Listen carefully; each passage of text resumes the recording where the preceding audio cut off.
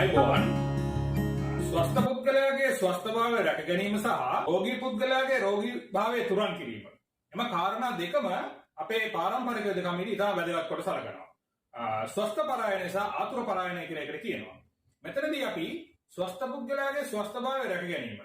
ඒ කියන්නේ නිරෝගී පුද්ගලයා රෝගියෙකු බවට පත්වීමෙන් වැළැක්වීම සඳහා අනුගමනය කළ යුතු කරුණු 10ක් සම්බන්ධයෙන් කතා කරනවා. ඉතා වැදගත් කරුණු 10ක් මෙම කරුණු 10 සම්බන්ධයෙන් අද කතා කරන්න බලාපොරොත්තු වෙනවා.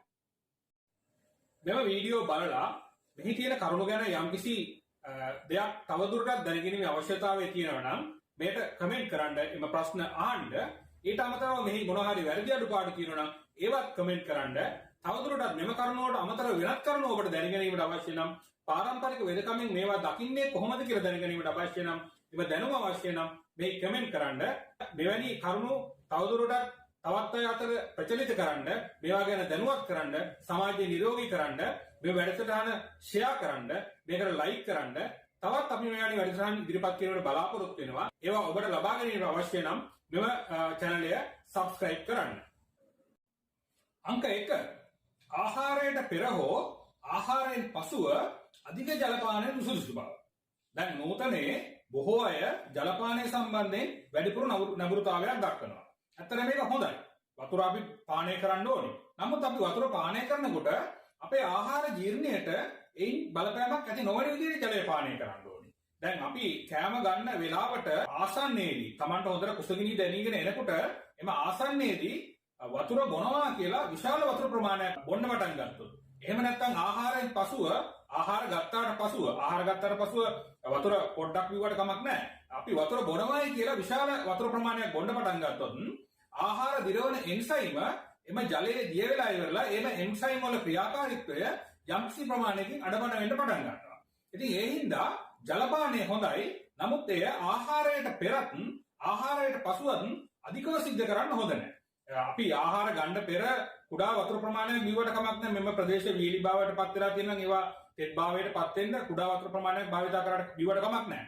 ඒ වගේම ආහාරයෙන් පසුවත් පොඩි වතුර ප්‍රමාණයක් බිව්වට කමක් නැහැ. ඊට පස්සේ පැයකට විතර පස්සේ තමයි අපි වතුර බොනවා කියන වතුර බොන්න ඕන නම්, වැඩිපුර වතුර බොනවා නම් එම ආහාර වේලට පැයකට පස්සේ, එහෙම නැත්නම් ආහාර වේලකට පැයකට පෙර මෙම වතුර බොනවා කියලා වතුර බිව්වට ගැටලුවක් වෙන්නේ නැහැ. ආහාරයට පෙර හෝ ආහාරයට පසු අධික ජලපානය නුසුදුසු භාවය ගැන එන්නේමයි අපේ පාරම්පරික වෙදකමේදී සඳහන් වෙන්නේ. අංක 2. ආහාරගත විගස ස්නානය, අධික බර වැඩවලදීම, ව්‍යායාම, ඉංගිත චර්යාවලදීම අපත්‍ය බව, අහිතකර බව. මගෙන් ප්‍රතිකාර ගන්න පැමිණි එක්තරා ශ්‍රේෂ්ඨ මහත්තයෙක් හිටියා. ඔහු නිතරම මේ බඩේ අමාරුවෙන්, එහෙම නැත්නම් අජීර්ණ රෝගයෙන් නිතර පෙළෙන්න පටන් ගත්තා. එතකොට මම ප්‍රතිකාර කරත් නිසි ආකාරයකට මම බලාපොරොත්තු වෙන ආකාරය සහ ඔහුට දැනෙන පරිදි සොයක් ලැබුණේ නැහැ. එතකොට දිගින් දිගටම මම ඔහුත් එක්ක සාකච්ඡා කරා මොකක්ද මේකට හේතුව කියලා හොයාගන්න අවශ්‍යතාවය හින්දා. එතකොට මට එක තැනකදී තේරුණා ඔහු මේ බයිසිකලයක තමයි, මොටරසයිකලයක තමයි මේ Tamanගේ මේ වෙළඳ ව්‍යාපාර කටයුතු නිරත වෙන්නේ. එතකොට ඔහුගේ දවසේ ඉලක්කයක් තියෙනවා. මෙන්න මේ ප්‍රමාණයක ඔහුට ඇනවුම් ලබා ගන්න ඕනේ.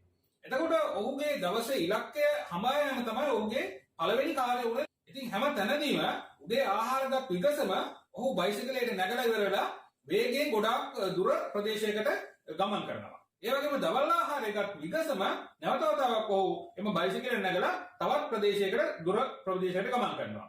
එහෙම ගමන් කිරීමේ අරමුණ තමයි ඔහුට ඉක්මනින්ම මෙම ඇනෝම් ප්‍රමාණය, දවසේ ඇනෝම් ප්‍රමාණය සකස් කර ගැනීමට අවශ්‍යතාවය.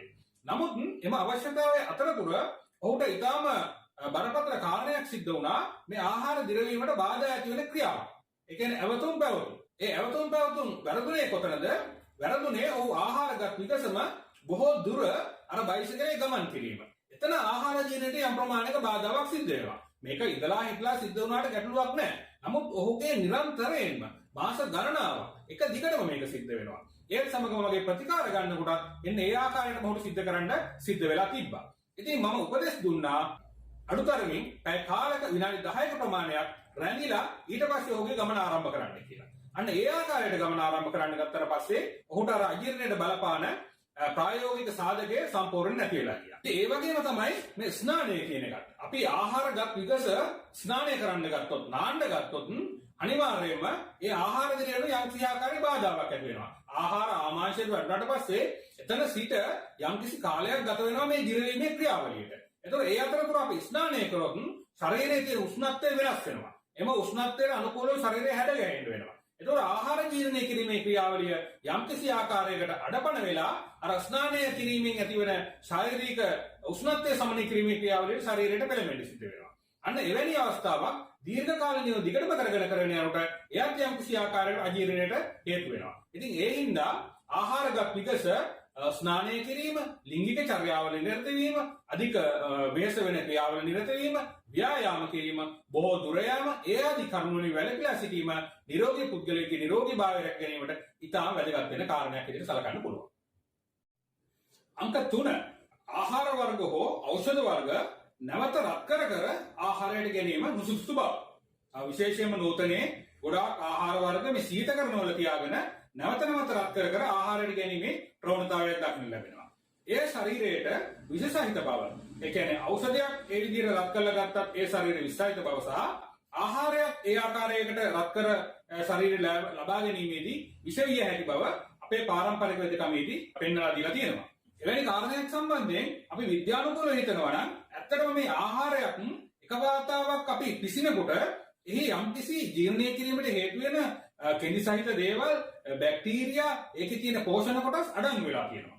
නමුත් මේ ආහාරය නැවත රත් කිරීමේදී එවැනි කොටස් විනාශ වෙලා යනවා. එතකොට ඒක ජීර්ණ ක්‍රියාවලියට බලපානවා. ශරීරයේ පරිවෘත්තීය ක්‍රියාවලියට බලපානවා. එවැනි කාරණා නිසා මෙම ආහාර නැවත රත් කර ගැනීම විෂ සහිතයි කියලා සඳහන් වෙනවා.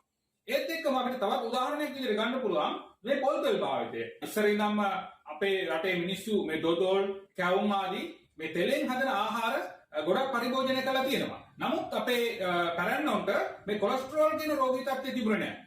අපි කල යුත්තේ මේ පොල් තෙල් නැවත භාවිතයට ගැනීම වළක්වන එක. එක වතාවක් මේ පොල් තෙල් භාවිතා කරාට එහි තියෙන ජීව ගුණය, එහි තියෙන ජීර්ණය කිරීමට උදව් කරන යම්කිසි හැකියාවක් විනාශභාවයටපත් වෙන්නේ නැහැ. අපි මේ නැවත භාවිතා කරන්න ගත්තොත් අන්න එතනදී තමයි ජීර්ණ ක්‍රියාවට බාධා වෙලා කොලෙස්ටරෝල් කියන තත්ත්වෙ මේ පොල් තෙල් වල බලපෑම ඇති වෙන්නේ. ඉතින් එවැනි අධ්‍යක්ීම් සහිත කරුණා සම්බන්ධයෙන් අපි අපේ මනස යොමු කරොත් අපිට මෙහි තියෙන සත්‍ය තත්ත්වය තේරුම් ගන්න පුළුවන්. එම නිසා අපි ගන්න ආහාර හෝ ඖෂධ නැවත රත් කිරීම අහිතකර බව අපේ පාරම්පරික වෙදකමේදී දැනුම් දීලා තියෙනවා. අංක 4 අවේලාවේ ස්නානයේ නුසුදුසු බව. ඒ කියන්නේ නිරෝගී පුද්ගලයා ස්නානය කරනවා නම් පෙරවරුවේ ස්නානය කිරීම වඩා සුදුසු බව සහ සවස් වරුවේ ස්නානය කිරීම නුසුදුසු බව. නාන එක උදේවරුවේ කරන්න ඕනේ. මේක හැබැයි නිරෝගී පුද්ගලයාට වැදගත් වෙනවා වගේම රෝගී පුද්ගලයන්ට නම් අනිවාර්යයෙන්ම ඒක වැදගත් වෙනවා. එතකොට මේ නිරෝගී පුද්ගලයා ස්නානය කරන්න ඕනේ, නාන්න ඕනේ උදේවරුවේ. ඒ ඔහුගේ නිරෝගීභාවයට හේතු වෙනවා කියන එක තමයි මේදී සඳහන් වෙන්නේ. මගෙන් ප්‍රතිකාර ගන්නව එක්තරා තරුණයෙක් පීනස් රෝගය සඳහා. ඔහු වෛද්‍යවරු කීප දෙනෙක්ගෙන් ප්‍රතිකාර අරගෙන තිබ්බා. මට එම ප්‍රතිකාර ගත්ත වට්ටෝරු ගෙනලා තිබ්බා, සිංහල බෙහෙත් පවා අරගෙන තිබ්බා. එම හැම අවස්ථාවකදීම ඔහුට සුවපත් වෙලා තිබ්බා මේ පීනස් රෝගය. නමුත් සුවපත් වෙලා ටික කාලෙකින් නැවත ඊටාම ඉක්මනටම අරක හැදෙන්න පටන් ගත්තා. එතකොට මම ඔහුත් එක්ක සාකච්ඡා කරා මෙම ඇවතුම් පැවතුම් සම්බන්ධයෙන්. ඇවතුම් පැවතුම් සම්බන්ධයෙන් කතා කරනකොට ඔහු කිව්ව එක් කාරණයක් තමයි ඔහු රාත්‍රියට ස්නානය කිරීම, හවසට ස්නානය කිරීම සම්පූර්ණයෙන් වළක්වලා තියෙන්නේ කියලා. නමුත් ඔහුට මේ පීනස් රෝගේ නැවත හැදීමේ හේතුව මොකක්ද කියලා තවදුරටත් මම ඔහුත් එක්ක සාකච්ඡා කරගෙන යනකොට එක් තැනකදී ඔහු කිව්වා හැන්දෑවට ණය නැති වුණාට ડોක්ටර් මම හැන්දෑවට ඇඟ හොදනවා. එම ඇඟ හොදන්නේ කොහොමද කියලා මම අහුවම ඔහු භාවිතා කරන්නේ ගෙදර සාමාන්‍ය භාවිතා කරන ෂවර් එකක්. එම ෂවර් එකෙන් ඇඟ හොදනකොට ඔහු හිසට මොකක්වත් ආවරණයක් භාවිතා කරන්නේ නැහැ. දිගටම හැමදාම හැන්දෑවට ඇඟට වතුර වැටෙනකොට ඒ ෂවර් එකේ තියෙන පින්න ඔහුගේ ඔළුවට වැටෙන්න පටන් ගන්නවා. ඒ වෙලාවෙ ඉතින් නාපු නැතිඳ ඔළුව පිය දාන්නෙත් නෑ. ඔහු එම තෙත ගතිය දිගටම තියාගෙන ඒ ආකාරයට රාත්‍රී කාලය ගත කරන්නේ එම තෙත ගතියක් සමගම. ඉතින් එහෙම වෙනකොට දිගින් දිගටම මේක වෙනකොට නිරෝගී පුද්ගලයෙක් වුණත් රෝගී භාවයට පත් වීම ඉඩකඩ හැම වෙලෙම වැඩි. ඉතින් ඒ හින්දා විශේෂයෙන්ම පීනස ආශ්‍රිත, ඇදුම ආශ්‍රිත, හතිය ආශ්‍රිත, සෙම ආශ්‍රිත රෝගීන් නම් කිසිසේත්ම හැන්දෑවට ස්නානය කිරීම සුදුසු නෑ. සහ අර වගේ ඇඟ හොදනවා වගේ කටයුත්තක් කරනවා නම් හිසට අනිවාර්යයෙන්ම ආවරණයක් දාගත යුතුයි. ඉතින් නිරෝගී පුද්ගලයා ඒ ආකාරයට රැකුණොත් ස්නානයෙන් ඇතිවන රෝගී තත්ත්වයන් විශේෂයෙන් සෙම් රෝගී තත්ත්වයන්ට ගොදුරු වීම සම්පූර්ණයෙන් වළක්වන්න පුළුවන් කාරණයක් විදිහට පාරම්පරික වේදකමේදී දැක්කේ. අංක 5 තමයි එකිනෙකට විරුද්ධ ආහාර ගැනීම සහ එකිනෙකට විරුද්ධ ක්‍රියාවල නිරත වීම.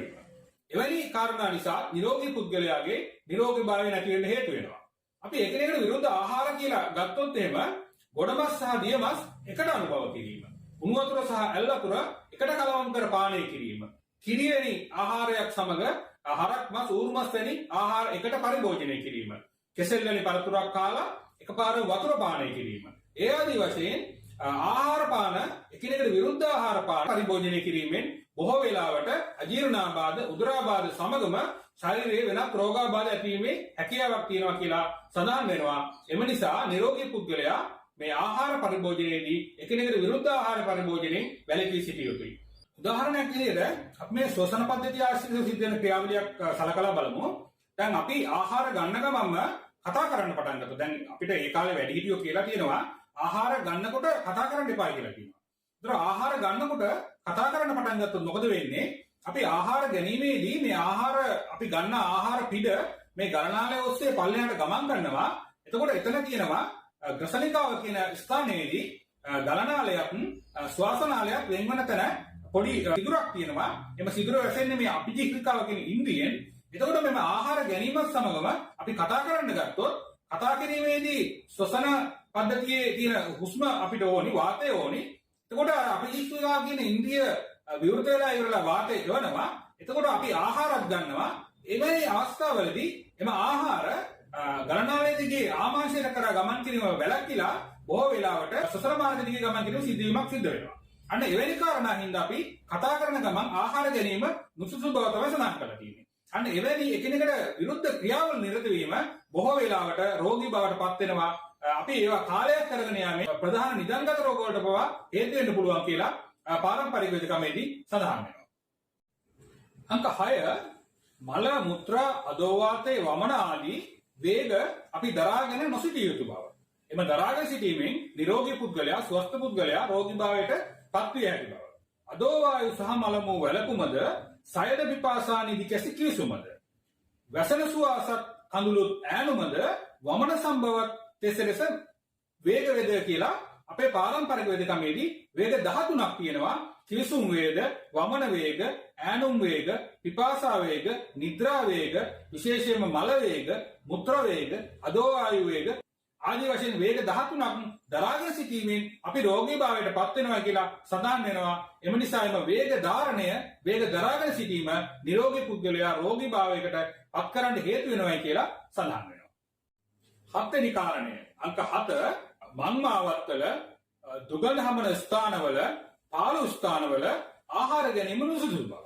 ඇත්තරම මේක ඉස්සරින් ධම්ම අපේ වැඩිහිටියෝ මේ දරුවන්ට ආහාර ගැනීමේදී තමයි ගොඩක් වෙලාවට මේ වගේ තත්ත්වයන්ට පෙළඹෙන්නේ. නූතනයේ මේ බහුලව තියෙනවා. ගොඩක් වෙලාවට වැඩිහිටියෝ මේවට විශේෂයෙන් අවවාද කරනවා මෙන්න මේ වගේ ස්ථානවල ආහාර ගන්න එපයි කියලා. දැන් අපි මංමාවත්වල ආහාර ගන්න ගියාම දැන් නූතනයේ ළමයි කෑම ගන්නේ නැහැ කියලා අම්මලා බත් කටක් අරගෙන ඒ බත් කටක් අතේ තියාගෙන විවෘත පරිසරයෙන් නිරවරණය කරගන්මින් ළමයා පස්සෙන් මේ පාරවල් වල තමයි එහෙට මෙහෙට දුවන්නේ මේ කෑම එක කවන්න. ඉතින් එතකොට විනාඩි ගාණක් මේ අපේ මේ පරිසරයේ දුම දූවිලි පාරේ තියෙන දූවිලි කොටස් මෙම ආහාරයට එකතු වෙලා ඒ සමග තමයි දරුවාගේ බඩට යන්නේ මෙම ආහාරය. එතකොට සමහරක් වෙලාවට එම දරුවා රෝගීභාවයට පත් වීම බලක් ගන්න බෑ. ඒ වගේම තමයි මේ දුගඳ හමන ස්ථානවල දුර්ගන්ධයෙන් යුතු ස්ථානවල ආහාර ගන්නකොට එම දුර්ගන්ධයේ තියෙන යම්කිසි විශේෂිත කොටස් ආහාරයත් සමගම අපේ ආමාශයට ඇතුල් වෙන්න පුළුවන්. ඒ අපි රෝගී කරන්න ඉඩකඩ තියෙනවා. ඒ වගේම තමයි පාළු ස්ථානවල ආහාර ගැනීම. එහෙනම් නූතනයට වැඩිය පුරාණයේ තමයි විශේෂයෙන් හේතුනේ මේ පාළු ස්ථානවල ආහාර ගන්න ගත්තම බොහෝ වෙලාවට සත්තුන්ගෙන් ආදී වශයෙන් කරදර ඇති වෙන්න පුළුවන්. ඒ සමහරක් වෙලාවට එම ආහාර ගන්න පුද්ගලයාට යම්කිසි ආකාරයක කරදරයක් ඇති වෙන්න පුළුවන්. නිදාසේ ආහාර ගන්න නැති වෙන්න පුළුවන්. ඉතින් ඒ ආකාරයට මේ පුරාණයේ මේ කියපු කාරණා ඉතාමත්ම විද්‍යානුකූලව නවීන සමාජයත් එක්ක අපිට සසඳන්න පුළුවන්. ඒවා ගැන අපි හිතා බැලුවොත් එහෙම ඒ වගේ රෝගී වෙනවා අපිට වළක්ව ගන්නත් පුළුවන්. එම නිසා මේ ආහාර ගන්නකොට මංවාවත්වල ආහාර ගැනීම, දුගඳ සහිත ස්ථානවල ආහාර ගැනීම, පාළු ස්ථානවල ආහාර ගැනීම අහිත කරයි කියලා අපේ මේ පාරම්පරික වේදකමේදී සඳහන් වෙනවා. අංක 8 රාත්‍රී නිදිවැරීම සහ දහවල නිදිය. අපේ පාරම්පරික දෙකමදී මේකට කියනවා රාත්‍රී ජාගරණය සහ දිවා ස්වප්නය කියලා. මේ දෙකම අහිත කරා. කෙනෙක් රාත්‍රියට බොහෝ වේලාවක් නිදි වරමින් සිටිනවා. එම නිදි වැරීම නිසා ඔහුට දහවලට කොහොමද නිදිමත ඇති වෙන්නේ? එතකොට නිතරම ඔහු දහවලට නිදා ගන්නවා රාත්‍රියේ නිදි වරනවා. මේක පුරුද්දක් විදියට යන්න ගියාම ශරීරයේ තියෙන දොස්වල වෙනස් වීම ඇති වෙනවා. අපි රාත්‍රියේදී නිදි වරනකොට අපේ ශරීරයේ වාත කෝපය වැඩි වෙනවා. දහවල නිදා ගන්නකොට සෙල් කෝපය වැඩි වෙනවා. එම දෙකම ආහාර දිරීමට යම්කිසි ආකාරයේ බලපෑමක් ඇති වෙනවා. මේ ඉඳහිට සිදු කිරීම නෙමෙයි මේදී සඳහන් වෙන්නේ. මේදී සඳහන් වෙන්නේ පුරුද්දක් විදියට මේක දිගටම කරගෙන යාම අහිත කරයි කියලා. ඒත් එක්කම දහවලට අපිට ඇති වෙනවා ආහාර ගත් සැනින් එන බුද්ධිමත. එම බුද්ධිමතයේදී කෙනෙක් පුටුවකට පොඩ්ඩක් හාන්සි වෙලා කෙටි නිින්දක් ලබා ගන්නතර ගැටලුවක් නැහැ. මේදී වැරදි කාරණේ තමයි දහවලට විශේෂයෙන්ම ආහාර ගත්තට පස්සේ පැය දෙක තුනක් ඇඳක වැතිරිලා නිදා ගැනීම අහිත කරයි. ඒත් එක්කම තමයි රාත්‍රියේ නිදි වරනකොට අපිට මොනවා හරි පාඩම් වැඩ කටයුත්තක් තියෙනවා නම් රාත්‍රී 1 2 විතර නිකන් සමහරක් වෙලාවට අධ්‍යාපන ලබන අය සමහරක් වෙලාවට මොනවා හරි වෘත්තීයක නිරත වෙන කට්ටිය නිදිමරණ සිද්ධ වෙනවා. හැබැයි අපි උදෑසන නිදා ගන්නකොට එම රාත්‍රී නිදිමරපු එකත් එක්කම හරියන්න පැය කිහිපයක් වැඩිපුර එක දිගට නිදාගත්තාට ගැටලුවක් නැහැ. හැබැයි හැරිලා නැවත නැවත දවල් දෙතුන් පාර නිදා ගන්න ගියොත් ඒ ශරීරයට අහිතකරතාවයකට හේතු වෙනවා. එම නිසා රාත්‍රී නිදි වැරීම සහ දහවල නිදි යාම රාත්‍රී ජාගරණය දිවා ස්වප්නය දෙකම අහිත කරයි කියලා පාරම්පරික වේදකමේදී සඳහන් වෙනවා. අංක 9 ආහාර ගන්නා විට අපි මේ ආහාර පිළිබඳ හොඳ අවධානයකින් ඒ පිළිබඳ හොඳ සිතකින් ආහාර ගත යුතු බව. දැන් ගොඩක් අය ආහාර ගන්නකොට අධික දුකින් ආහාර ගන්නවා නම්, කෝපයෙන් ආහාර ගන්නවා නම්, යම් කෙනෙකුට ක්‍රෝධ කරමින් ආහාර ගන්නවා නම් එවැනි ආහාරයක් ජීර්ණයටපත් නොවේයයි පාරම්පරික වේදකමේදී සඳහන් වෙනවා. ජීර්ණ රෝගාබාධ ගැන සඳහන් කරනකොට අපි මේ ආහාර ගන්නා විට ක්‍රෝධයෙන් දුක් සහිතව අධික සතුටින් ආහාර ගැනීම අජීර්ණයට හේතු වෙනවා කියලා සඳහන් වෙනවා. මෙම ආහාර ගැනීමේදී අපි මේ ආහාර කොච්චර සාත්මය ආහාරයක් වුණත්, කොච්චර හිතකර ආහාරයක් වුණත්, කොච්චර පෝෂදායී ආහාරයක් වුණත් සතෙකු වගේ අපි මේ ආහාරය පරිභෝජනය කරනවා නම් අත්‍තරම එයත් බොහෝ වෙලාවට ජීර්ණය වෙන්නේ නැහැ. එම නිසා ඒවා අජීර්ණ රෝග වලට බලපාන්න හේතු වෙනවා කියලා පාරම්පරික වේදකමේදී සඳහන් වෙනවා. අංක 10 අපි යම්කිසි කුඩා රෝගාබාධයකට මේ අත්බෙහෙත් වර්ග, తాවකාලික බෙහෙත් වර්ග දිගින් දිගටම ගැනීම නුසුසුසු බව. ඒ කියන්නේ පළවෙනි පාර පොඩි රෝගාබාධයක් තියෙනවා නම් අපි හිතමු ඇඟේ කසන ගතියක් තියෙනවා, පොඩි තුවාලයක් වගේ තැනක තියෙනවා. එම ස්ථානයට බාහිර ආලේපයක් පාවිච්චි කරනවා, වතාවක් පාවිච්චි කරනවා. ඒ සුව වෙනවා. ඊට පස්සේ නැවත වතාවක් එනවා. නැවත වතාවක් අපි අත්බෙහෙත తాවකාලික බෙහෙත පාවිච්චි කරනවා. ඒ සුව වෙනවා. නැවත වතාවක් අපි අත්බෙහෙත తాවකාලික බෙහෙත පාවිච්චි කරනවා. ඒ සුව වෙනවා. නැවත හැබැයි හට ගන්නවා. මෙව වතාව 3ක් විතර බලලා මේක නැවත නැවත හට ගන්නවා නම් අපි මේ අත්බෙහෙත දිගින් දිගටම පාවිච්චි කිරීම, తాවකාලික බෙහෙත දිගින් දිගටම පාවිච්චි කිරීම නුසුසුසු කියලා තමයි සඳහන් වෙන්නේ. මොකද తాවකාලික බෙහෙතක් අත්බෙහෙතක් දිගින් දිගටම පාවිච්චි කරනකොට එම රෝගය සුවපත් වෙන්නේ නැත්නම් නැවත නැවත හට ගන්නවා නම් ඒට හේතු වෙච්ච රෝගකාරකයක් ශරීරයේ තියෙනවා. ඒ කියන්නේ රෝග නිදානයක් තියෙනවා. එහෙමනම් අපි වෛද්‍ය රෝග හමු වෙලා එම රෝග නිදානය ගැන සැලකිලිමත් වෙලා හොයලා බලලා තමයි ප්‍රතිකාර ගන්න අවශ්‍යතාවය තියෙන්නේ. ඒ වගේ එක්තරා කාන්තාවක් මගේ ළඟට ආවා. ඇයට තිබ්බ ප්‍රධාන ප්‍රශ්නය තමයි මලබද්ධය සහ තරබාරුව කියන එක. එතකොට කාලයක් තිස්සේ මම ප්‍රතිකාරයක් හරියට අරගෙන තිබුණේ නැහැ මලබද්ධයට. මොකද ඒ කරන්නේ පළතුරු කනවා, වතුර බොනවා, පලා වර්ග කනවා, කැඳ බොනවා, ඒ ආදී විදිහට කොහොම හරි දිනපතා මල සුද්ධිය අමාරුවෙන් ඇති කර ගන්නවා. හැබැයි කාලයක් යනකොට මෙවැනි ආහාර ගත්තත්, ඒ කියන්නේ දැන් මේ අත්බෙහෙත්නේ, ඒව ගත්තත් ආහාරමය අත්බෙහෙත්. ඒව ගත්තත් ඇයට මල සුද්ධිය සිදුවීම සම්පූර්ණයෙන්ම ඇනහිටලා තියෙනවා. ඒත් එක්කම මේ අහිතකර විදිහට ආහාර ගැනීම හේතුවෙන් ශරීරය තරබාරු වෙන්න පටන් ගන්න තිබ්බා. අවසානයේ මලබද්ධය විතරක් නෙමෙයි අර්ශස් ගෙඩි හැදෙන්න ඔන්න වෙන්න කියා තිබීදී තමයි වගින් ප්‍රතිකාර ගන්න ආවේ. එහෙමනම් මලබද්ධය කියන එකට හේතුව වෙලා තිබ්බ අයගේ ආහාර හරියට ජීර්ණය වෙන්නේ නැති එක. ආහාර ජීර්ණය වෙන්නේ නැති තත්වයක් තිබීදී තවත් ආහාර ගැනීම මලබද්ධයට සුදුසුයයි කියමින්, මලබද්ධයට తాවකාලික ප්‍රතිකාරයක් කියමින් තවත් ආහාර ගැනීමෙන් මෙම රෝගී තත්ත්වයක් වැඩි වුණා. ඒ කියන්නේ මලබද්ධයත් එන්න වැඩි වුණා. මලබද්ධය ආශ්‍රිතව අර්ශස් රෝගයටපත් වුණා. ඒ සමගම ආහාර දිරීමේ ප්‍රශ්නයක් ඇති වෙලා තරබාරු වෙන්න පටන් ගත්තා. ඉතින් ඒ හින්දා මේ අත්බෙහෙතක් පාවිච්චි කරනවා නම්, తాවකාලික බෙහෙතක් පාවිච්චි කරනවා නම් දිගින් දිගට මේ පාවිච්චි කරන්න එපා. වතාවක් දෙවතාවක් තුන් වතාවක් පාවිච්චි කළා එම රෝගය සමතේකටපත් වෙන්නේ නැත්නම් සාමයකටපත් වෙන්නේ නැත්නම් සුවපත් වෙන්නේ නැත්නම් වහම වෛද්‍යවරුන් හමු වෙලා එම රෝග නිදානය සම්බන්ධයෙන් සාකච්ඡා කළා එම රෝග නිදානයට ප්‍රතිකාර ගැනීම වඩාත් සුදුසුයි. තවත් මෙවැනි වීඩියෝකින් අපි හමු වෙමු. එසේනම් ආයිබෝවන්. තවත් මෙවැනි වටිනා වෛද්‍ය වැඩසටහන් බැලීමට දැන් subscribe කරන්න.